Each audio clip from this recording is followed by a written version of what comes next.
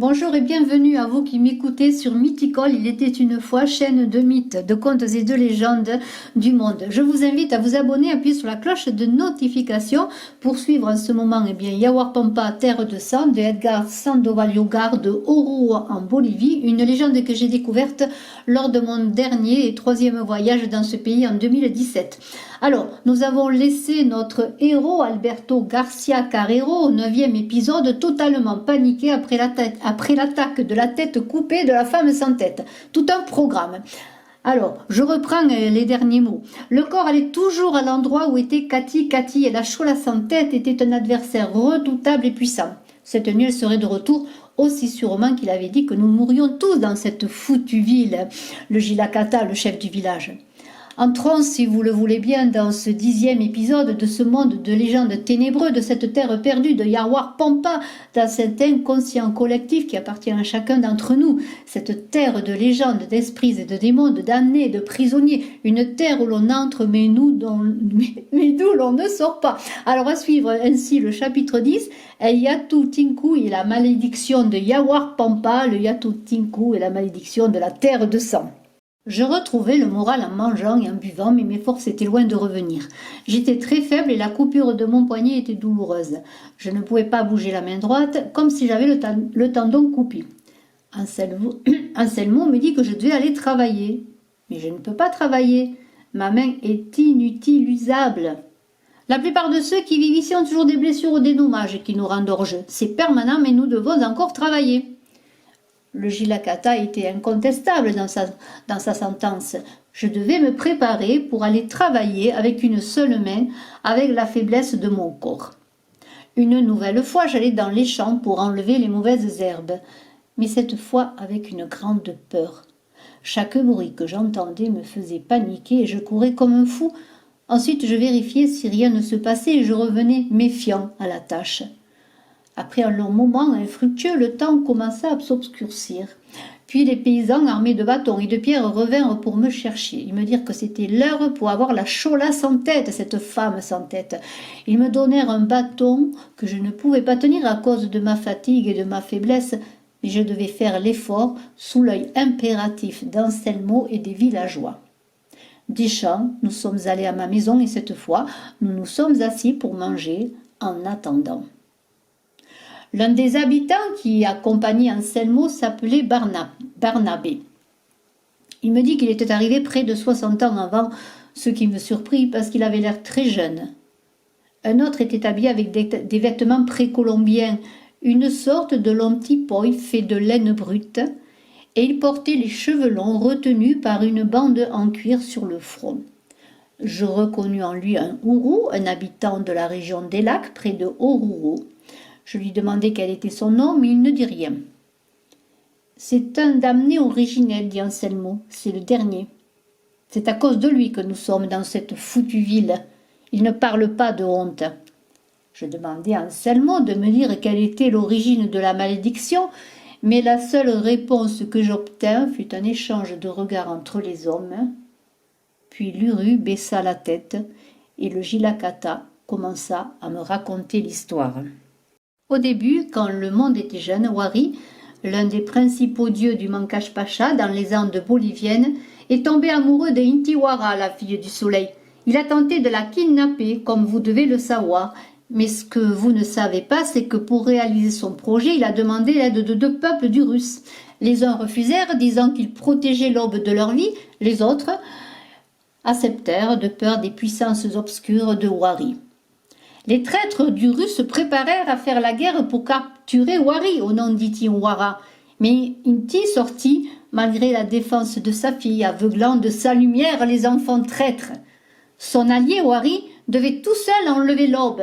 Alors il décida de faire sortir de la terre des guerriers plus redoutables. Il se leva des entrailles de la Pachamama, notre terre-mère, comme une chaîne de montagnes géantes. La tête et les cornes de Wari étaient la grande et principale montagne, tandis que ses yeux et sa bouche étaient de sombres cavernes. Les stalactites et les stalagmites étaient ses dents dans le creux de sa bouche. Ses griffes étaient les montagnes latérales qui tombent comme ces glissements de terrain vers la pampa. Puis Wari commença la bataille. Au nord, la terre s'ouvrit et en sortit un crapaud géant du trou profond et boueux. L'animal se dirigea en direction d'Itiwara pour le capturer, mais des fidèles du Rousse étaient là pour la défendre. Ils sortirent des rangs pour lutter contre le crapaud, mais il était trop grand, aussi grand que les hommes. Il tirait de sa bouche sa langue collante et attrapait les infortunés du Russe qui ne pouvaient rien faire pour défendre l'aurore boréale, car ils étaient dévorés par l'animal horrible. L'aurore eut pitié de son peuple et vint du ciel en faisant tournoyer sa waraka, sa fronde faite de laine de lama. Puis elle frappa le crapaud avec une pierre de sorte qu'il fut pétrifié en un instant. Wari tremblait de rage. Ses mouvements provoquèrent un tremblement qui ravagea la terre.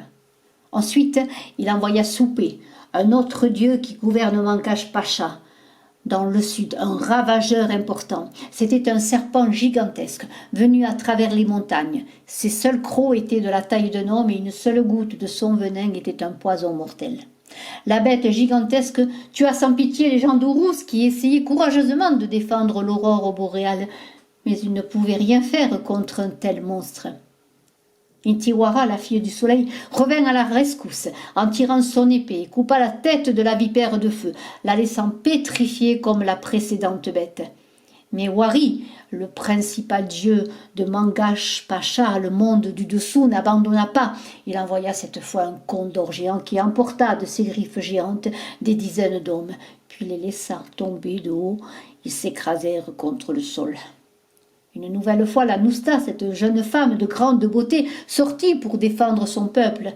Elle tira son épée et coupa une aile du Malkou, le condor de feu, le faisant tomber et le transformant en rocher. Wari, le diable qui est le Tio, l'oncle chez les mineurs, n'accepta pas la déroute et appela les plus grandes de ses bêtes.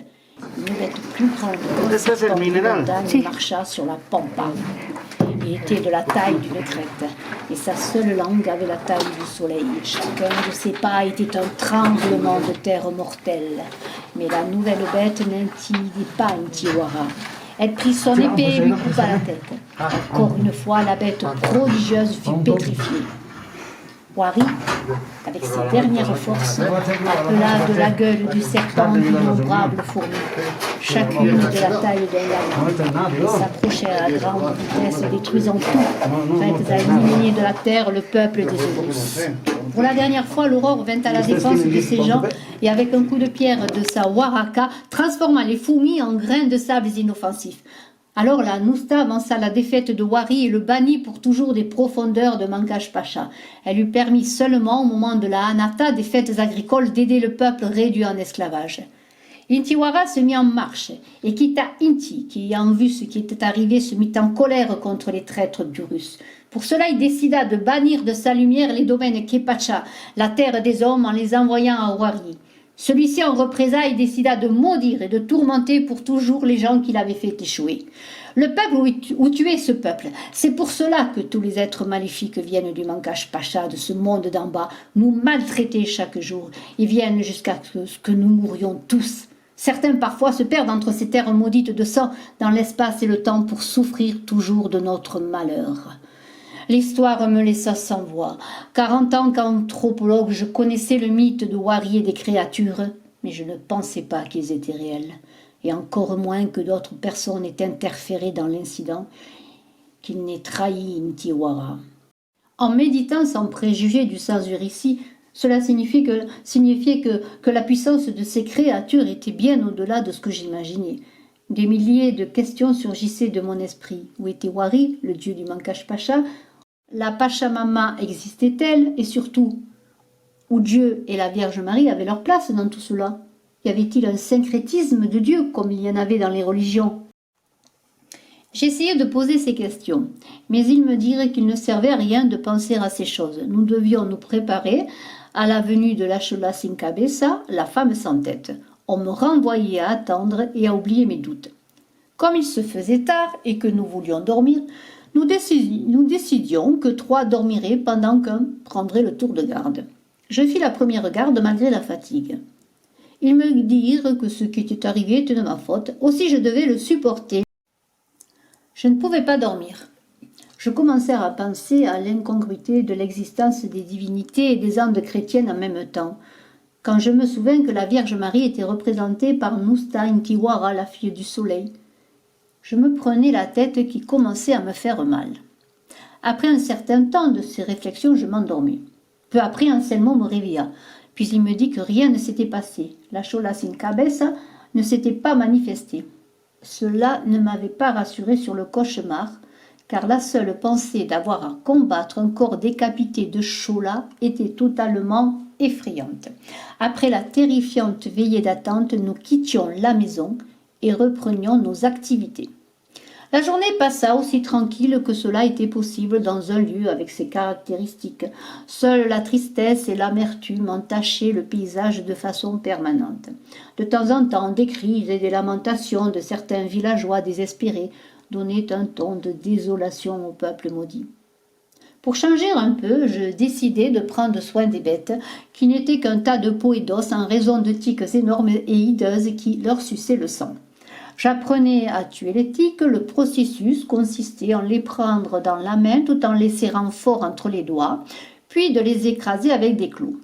Ensuite, je vis que d'autres apparaissaient entre les poils des animaux. C'était un tourment sans fin, semblable à celui des mauvaises herbes. Il me fallut 2 jours pour ce nouveau travail. Pendant ce temps, je pouvais en apprendre davantage sur les gens qui vivaient là, mais chose surprenante, personne ne voulait être mon ami. Ils disaient que cela ne valait pas la peine de se faire des amis, car ils pouvaient mourir à n'importe quel moment. Cette idée ne me plaisait pas beaucoup, mais je me souviens de la Santoussa et de sa mort atroce. Elle avait beaucoup souffert avant sa disparition. Son souvenir me rappela ma mère qui souffrait depuis longtemps. Peut-être que si les liens avaient été moins étroits entre nous, la douleur aurait été moins intense. Il était impossible que les villageois damnés aient raison. Peu à peu, la tension et la peur avaient cédé la place à la tristesse et à la mélancolie. Le temps passait sans aucun danger. Cela me servait à retrouver mes forces et à guérir mes blessures. Mais je me tourmentais plus que je ne pouvais l'imaginer. Je pensais à ma mère, à ma femme et à ma fille. Leur mémoire lacérait mon âme d'une douleur insupportable. Je voulais revenir à la douce routine de ma maison et des miens, me perdre à nouveau dans les bras chauds de ma femme, embrasser ma fille bien-aimée et lui dire que je l'aimais. Dans ces moments, l'étrange réalité était un cauchemar, mais une fois encore, je retournais à mes rêves de liberté qui disparaissaient, me laissant sombrer dans un état douloureux. Les malheurs ne se firent pas attendre.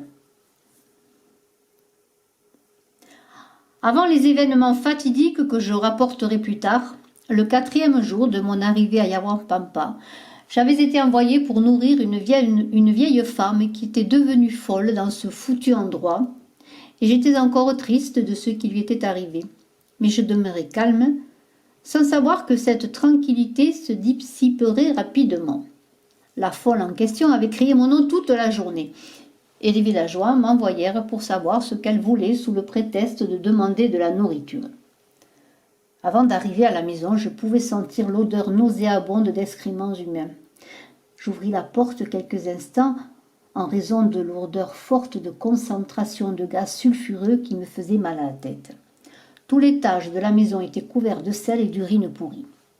La vieille folle était accroupie dans un coin, avec les jupes effilochées toutes sales, les cheveux ébouriffés, le visage barbouillé d'excréments. Elle me regarda et commença à respirer rapidement et profondément, tout en caressant un morceau de peau sale, et tout à coup elle se mit à crier « Toi, c'est toi! Prépare-toi, cette nuit viendra la femme sans tête. » Alors qu'elle se mettait à pleurer, elle ôtait un morceau de peau de ses bras et marcha sur le tas d'ordures, puis je pus voir qu'elle se croyait être un chat sale et borgne. Mais ce n'était pas ce qui me fit peur. Ce furent ses paroles qui me terrifièrent. Je courais pour appeler Anselmo. Je lui racontai ce qui m'était arrivé, que certainement la femme sans tête viendrait ce soir parce que parfois la vieille folle prophétisait des malheurs. Je rentrai paniqué à la maison. À la nuit tombée, je retournai avec Anselmo qui était accompagné de l'Indien silencieux et de Bernabé, tous armés pour monter la garde. Nous attendions la venue de la chola sans tête dans un silence qui devint insupportable, mais personne n'osait parler. Les minutes angoissantes se transformèrent en heures sans que rien ne se passe, quand tout à coup, nous entendîmes quelqu'un courir autour de la maison. Anselmo se leva d'un saut et nous ordonna d'allumer les torches. « Nous devons sortir, dit-il. Si nous restons dans la maison, personne ne nous sauvera. » Nous sommes rendus armés de bâtons et de torches. Beaucoup d'êtres de l'autre monde couraient autour de nous sans que nous puissions les voir. À un certain moment que je ne peux préciser, j'ai vu le corps d'une femme en jupe courir dans ma direction et je criai. La femme sans tête, avec ses mains tendues, frappa mon corps, me fit tomber au sol et m'y retenue avec une force incroyable. Je pensais avoir atteint ma dernière heure, mais Anselmo et les autres vinrent à mon aide et frappèrent avec leurs bâtons le corps de la Chola sin cabeza. Alors qu'ils la matraquaient pour me libérer, je pouvais voir la sorcière au cou coupé. C'était une vision dantesque. Dans son sang putréfié, des milliers de petits enchanchous, des esprits follets nageaient allègrement, jusqu'à ce qu'ils remarquent ma présence et plantèrent leur regard dans mes yeux comme des milliers d'aiguilles. Les hommes ne pouvaient pas laisser la sorcière décapitée en liberté, donc ils choisirent de tenir ses bras étroitement. Ainsi elle ne pouvait se dérober sans beaucoup d'efforts. Dès que je me débarrassai de ses mains, un son rauque sembla sortir du corps infâme, puis il fustigea l'Indien muet. J'essayai de les aider, mais je ne le pouvais pas. J'étais quasiment asphyxié et je mettais beaucoup de temps pour récupérer. Pendant ce temps, les choses empiraient. Puis la catikiti se mit à voler pour retrouver son corps. La tête de la sorcière commença à mordre Bernabé, tandis que la femme sans tête étranglait désespérément l'Indien muet, sans même remarquer les coups de pied que lui donnait Anselmo. Au final, l'Indien muet fut tué, et la sorcière décapitée leva son corps en hauteur comme s'il ne pesait pas, l'emportant avec elle dans le bas monde comme un trophée. La Kati dégoûtante la suivit en riant, avec 1000 voix de femmes profanes, nous laissant empêtrés dans la peur et dans la douleur.